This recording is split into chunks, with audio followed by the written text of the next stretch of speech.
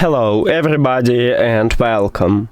In this video I'm going to show you how to change ear tips for your earbuds HUAWEI Freebuds 7i.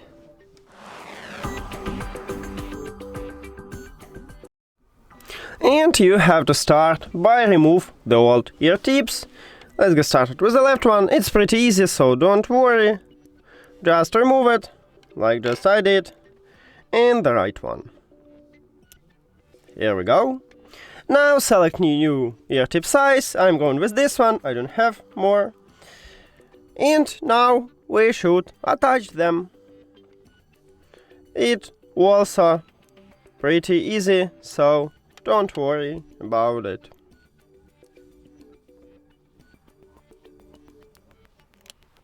And that's it. Thank you for watching this video. If you found it helpful, please consider subscribing to channel and leave the like on the video. See you later!